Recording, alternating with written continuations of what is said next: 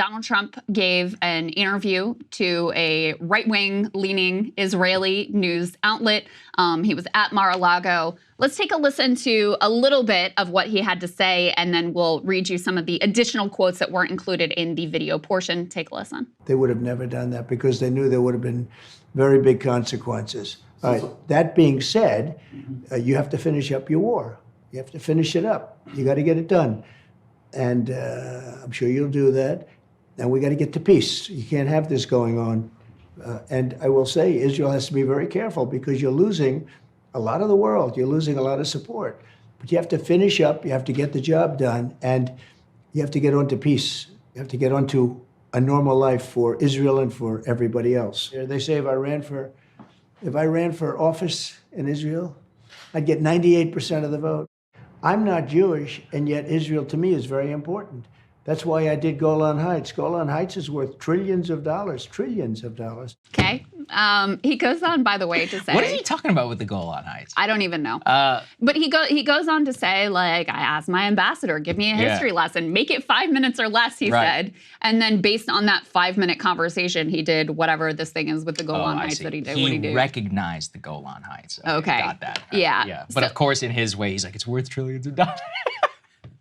Has nothing to do, it has to do with the real estate value of the land. Very much echoes Kushner's comments, right? Yeah, about how right. Gaza, look at this amazing waterfront property for development. Isn't this fantastic? So like the way these people think is really something else. Obviously, people picked up on the fact that he says here multiple times, he said this throughout the interview, you have to finish up, you have to get the job done, and you have to get to peace. So he'll say things like that. Then he'll also say things that are just wholly like, oh, of course, I'll be great for it. I'll give you everything that you want. And we know from the last time that he was in office, he did exactly that. He did give them everything that they wanted, everything that they asked for. The Abraham Accords, were part of the context that Hamas says was what motivated them to commit their atrocities and attacks on October 7th. That is not to justify Hamas actions. That's just to explain to you the way that they were thinking about this and how they felt that their back was up against the wall because this normalization of relations was happening that made them feel like the whole world is moving on and they're forgetting about us and we're losing any sort of window to do anything at all. So Trump, says his typical thing about, oh, this never would have happened under me, blah, blah, blah. I think that's nonsense. First of all, you can't prove a counterfactual, but second of all, his administration was a key part of creating this context, and that was continued by the Biden administration. They were pushing for normalization with Saudi Arabia, so both of these administrations and many more besides complicit in creating the context for October 7th. Yeah, the thing is about Trump, though, is he can't help but strike to at least some directional truth, and that's what I really found in some of these comments. Let's put it up there on the screen. Of course, the Israeli outlet didn't cut the video of this, but we do have the text. Quote, if you were president, how would you counter the wave of anti-Semitism in the wake of war's outbreaks? He says, well, that's because you fought back. And I think Israel made a very big mistake. I wanted to call and say, don't do it. These photos and shots, moving shots of bombs being dropped into buildings in Gaza. And I said, oh, that's a terrible portrait. It's a very bad picture for the world. The world is seeing this every night. I would watch buildings pour down on people. I would say it was given by the defense ministry and said whoever's providing that is a bad image. And the Israeli newscaster says, but terrorists are hiding in those buildings. He says, go and do what you have to do, but you don't do that. And I think that's one of the reasons there has been a lot of kickback. If people didn't see that every single night, I've watched every single one of those. And I think Israel wanted to show it's tough. But sometimes you shouldn't be doing that. So go and do what you have to do, but you don't do that. This is the most revealing. Look, this is always my big defense of Trump. He at least can smell where things are in the media. And he has an uncanny ability through his PR perception of the world to be like, look, on a policy level, I support you guys. He's like, but don't do that. Maybe, in his own very Trumpian way, but do what you'd have to do, but don't do that. I thought about calling him, say, don't do it. It's a very bad picture to the world. This is the savant-ish aspect of Trump's character where you can't see any other Republican ever saying anything like that because they have to stay within a consistent prism. But for him, he's like, I can see that this is going to be a real problem for me. So it's not that politically he's positioning himself differently, but he's almost offering messaging advice. I would also say, he said, what did he say? I think they've made a big mistake. They shouldn't do it. It's like people were like, oh my gosh, is Trump calling for an unconditional ceasefire without the release of hostages in Israel? That's certainly one way you could actually read it, which is the hilarious thing about him and the way that he can put himself. That is part of Trump, and what is like, you know, incredible and maddening about him is you could read into these comments basically anything that you want. Because the comment of like, oh, you have to finish the job. I mean, that sounds really horrifying. But then he's like, you have to get to peace. Right. The piece that this right-wing outlet picked up on was like, you'd be crazy not to do what Israel did after October 7th. That's not and the that's headline. what they use for their headline. Because that's what fits what they wanted to hear from this conversation. There was another piece that I wanted to read you, and he does throughout this whole interview, which I encourage you to read because it is interesting. He keeps coming back to, you know, the assault on Gaza and the buildings pouring down on people, as he said, is like a PR problem for Israel. You heard him say, like, you're losing all this support around the world. You know, you shouldn't do that, et cetera, et cetera. He keeps coming back to it as like a messaging and PR problem, not like a reality problem for Israel. But he got asked about the Chuck Schumer comments calling for a new government to be elected after the war is over. And let me read you this, because he gets into the Israel lobby. And it's, again, one of these things that, like, you can't imagine really any other Republican politician exactly saying these particular things. So he says, I think it's a terrible thing to do with regard to Schumer because it takes all of your momentum away because they watch the government, they watch the people, what's going on. It shows great division in the United States. You have to have support. And you don't have the support you used to have. Some 15 years ago, Israel had the strongest lobby. If you were a politician, you couldn't say anything bad about Israel. That would be like the end of your political career. Today, it's almost the opposite. Not true, but anyway, put that aside. I've never seen. You have AOC +3. These lunatics, frankly, goes on to like rant and rave about AOC and Rashida Tlaib. Then he goes on to say, and 15 years ago, that would have been unthinkable to be doing that. So Israel has to get better with the promotional and with the public relations, because right now they're in ruin. They're being hurt very badly, I think, in a public relations sense. So anyway, some opinions offered there about the importance and strength of the Israel lobby from Mr. Trump. He knows, right? This is what I mean about him. Well, and that's the thing, is he just is looking out for, I don't think Trump is ideological about Israel. I think it's purely transactional, right? You know, he got a lot of money from Sheldon Adelson last time around. There are other influential donors for whom this is a really key issue.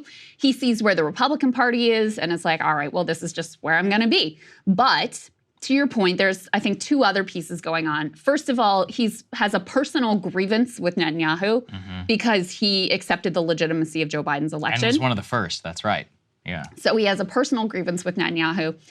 And second of all, I think you're right that he sniffs out, you know, that Joe Biden has a real problem on this issue with regard to his base.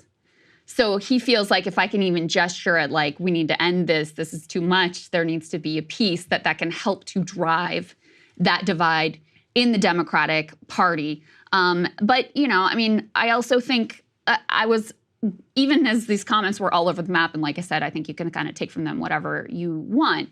To the extent that Netanyahu was thinking, you know, I just need to keep this going and Donald Trump's going to get elected and he's just going to let me do whatever I want, you have to at least call into question whether that would actually be the case based on these comments that Trump he made has here. no loyalty, he has no ideology. This was a major problem during the administration. We never knew what we were going to get. On the one hand, we're pulling out Afghanistan. The other hand, we're hiring John Bolton. So which is it? Right. You know, so we never really know. In general, he didn't care about policy. But what he does care about is a bad headline. And there are several moments I'll never really forget from interviewing and meeting Trump. But I can't go into too much detail, but there was one instance where we were insinuating something that would have caused him a bad headline. And he freaked out at a personal level that I had never ever seen him react before. And it was really in some of those moments, kind of covering him up close, that you could just see, like, this is what makes him tick. And so to the extent that he's quote unquote loyal to Israel, it's like, yeah, maybe from a campaign perspective, but if he gets into office and you're Bibi and you said the wrong thing about Biden, or if he can sense that this is going to be bad for him politically, he's going to cut you loose no matter what. And that's why I think you are correct. I mean,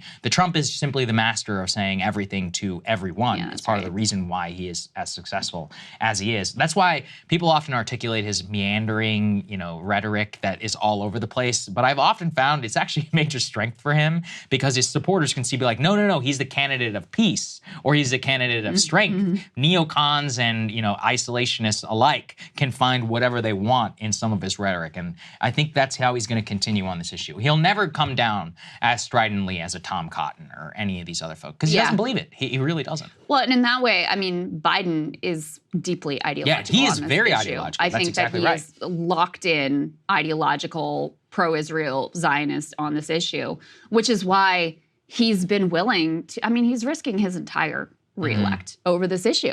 If you just look at the numbers, how important this has become for young voters, for Arab Americans, for Muslim Americans, for Black Americans. I mean, there is the core of the Democratic base is there is a significant portion that is deeply distraught over what is happening and what this president is not just sitting back and watching happen, but is shipping the weapons for and supporting diplomatically and, enabling in every way that he possibly can.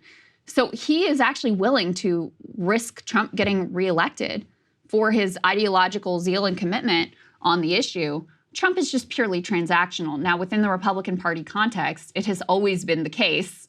I shouldn't say always, because actually if you go back to George H.W. Bush and Reagan, they were definitely better on this issue than Joe Biden and willing to stand up to Israel in certain instances. Right. But in the modern Republican Party context, that transactional math has always landed you on the side of, let me just do, whatever Israel wants, let me back them at every turn, et cetera. I don't really expect that to be different. But, it's classic Trump just to embody the way that he can say two things basically at once. He says, go and do what you have to do, but you don't do that. So which is it? Do you do what you have to do from their perspective, or do you not do that? And again, you can kind of read into that whatever you want to read into that. I actually, when I read that, I just burst out laughing because it is so classic Trump. It's like Trump AI. If you asked a Trump AI to respond to this question, that's what they'd say. I just realized Trump AI is almost literally impossible because he's so all over the map. You could never program that level of randomness into Trump's speech. Trump is always going to have a job, and he's also really old, so he probably won't live to see it. Hey guys, if you like that video, go to breakingpoints.com, become a premium subscriber, and help us build the best independent media organization on the planet. That's right. We're subscriber funded. We're building something new. We want to replace these failing mainstream media organizations. So again, to subscribe, it's breakingpoints.com.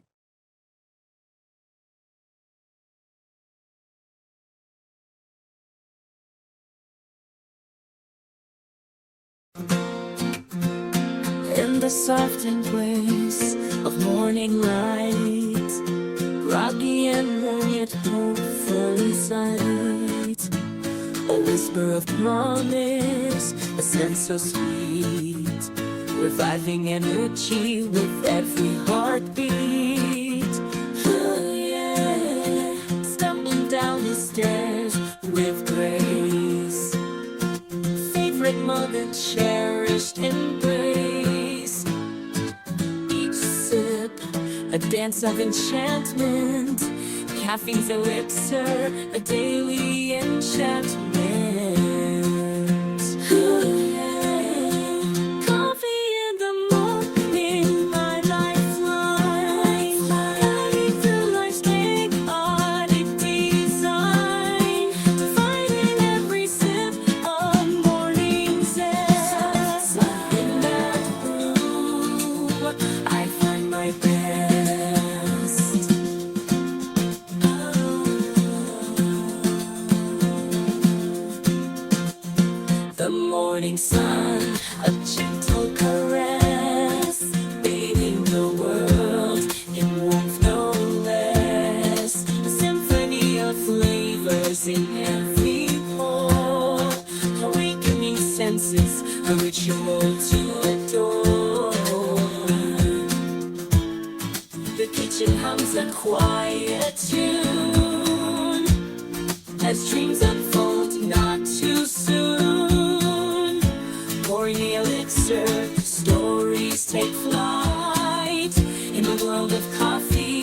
spirit aligns. I'm cradled, a vessel of tales. Each sip, a dialogue as morning unveils. Bitterness, a new world of tales. As the day unfolds, a caffeinated tale in morning symphony, where moments prevail. Coffee, my companion in the sunrise quest, in the ritual morning, my eternal zest. The world awakens, a canvas so bright, in the palette of dawn, a captivating sight, a dance of flavors, a morning trance. In the world of coffee, life's sweet romance.